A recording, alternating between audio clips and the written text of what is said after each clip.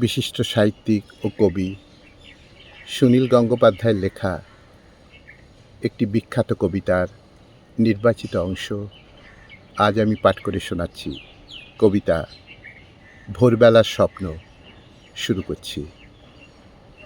রাজমোহন সোয়াইব লেখা মাঝপথে বন্ধ করে বাংলায় কলম ডোবালেন বঙ্কিমচন্দ্র। ১.৫ শতাব্দী পরে খরচোখে তাকালেন আমার দিকে। তার কপালের ভাঁজ ও ভ্রুকুটি দেখে কে না কেঁপে উঠবে। আমি মুখ নিচু করে থাকি অপরাধীর মতো। রামধনু আঁকা আকাশের শেষ প্রান্তে উড়ে যাচ্ছে যেসব পাখি, সেগুলি বিলীয়মান বঙ্গদর্শনের পৃষ্ঠা। পাতলা বইখানা হাতে নিয়ে দীনবন্ধু মিত্র বললেন, এ নীলদর্পণ কেন লিখেছিলাম জানো? একদিন হঠাৎ মনে হলো, আমাদের তলোয়ার বন্দুক নেই বটে, কিন্তু ভাষার অস্ত্র তো রয়েছে হাতে। তোমাদের তা মনে নেই, মনে রাখোনি। কারমাটায় খুব মন দিয়ে সাঁওতালি ভাষা শিখছেন বিদ্যাসাগর। এবার তিনি এই ভাষায় ব্যাকরণ লিখবেন। তার কপালের ভাঁজে অনেকগুলি সিঁড়ি। বাংলার কথা তার মনেও পড়ে না, মনে করতে চান না। ক্যাপ্টিভ লেডির নামও আর উচ্চারণ করেন না মধুসূদন।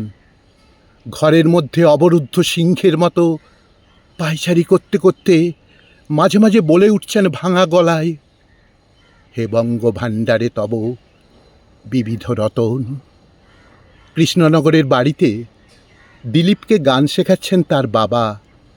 এমন দেশটি কোথাও খুঁজে পাবে না কো তুমি। আচমকা থেমে গিয়ে হাহা করে হাসতে লাগলেন দ্বিজেন্দ্রলাল।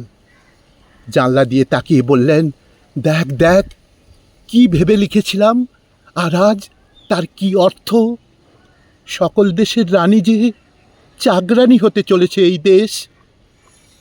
দর্শক আসন শূন্য, মঞ্চে একা গিরিশচন্দ্র, দু চোখে জলের ধারা। ফিসফিস করে বলছেন, আমার সাজানো বাগান শুকিয়ে গেল। নাটকে নয়, সত্যি শুকিয়ে গেল। সাজানো বাগান আমার দেশ। তারাশঙ্করকে হাতছানি দিয়ে ডেকে শরৎচন্দ্র বললেন, জানো, শিশির নামে ছেলেটি ইংরেজি অধ্যাপনা ছেড়ে বাংলায় নাটক করছে।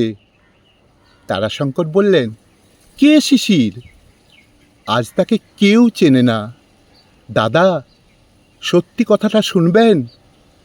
শতবার্ষিকী হলেই আমাদের সবাই ভুলে যায়। নজরুল বললেন, তাই তো আমি চলে যাচ্ছি ওপারে, বাংলাদেশে। জীবনানন্দ কালি ঢেলে দিচ্ছেন রূপসী বাংলার পাণ্ডুলিপিতে। হঠাৎ আপন মনে বলে উঠলেন, হ্যাঁ, মহাপৃথিবী না ছাই, জন্মভূমিটাই থাকল না। বিভূতিভূষণ দাঁড়িয়ে আছেন ইংলিশ মিডিয়াম স্কুলের সামনে। বারবার ডাকছেন, অপু, অপু, অপু। ছেলেরা কেউ গ্রাহ্য করছে না। রেডিওর সামনে বসে আছেন রবীন্দ্রনাথ, শুনছেন নিজেরই গান। এখনো অনেক ছেলে মেয়ে তাঁর গান দিব্যি গাইছে। একটু আধটু সুর এদিক ওদিক হয় বটে, তবু তৃপ্তির সঙ্গে মাথা দোলাচ্ছেন তিনি।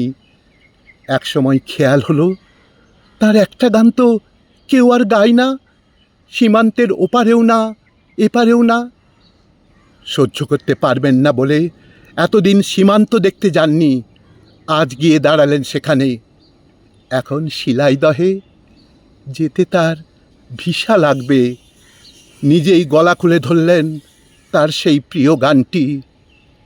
বাঙালির গান, বাঙালির আশা, বাঙালির কাজ, বাঙালির ভাষা, সত্য হোক, সত্য হোক, সত্য হোক, হে ভগবান।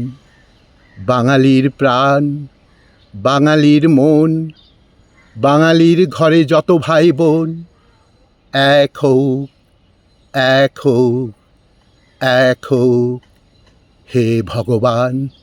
এ কি, রবীন্দ্রনাথ কাঁদছেন?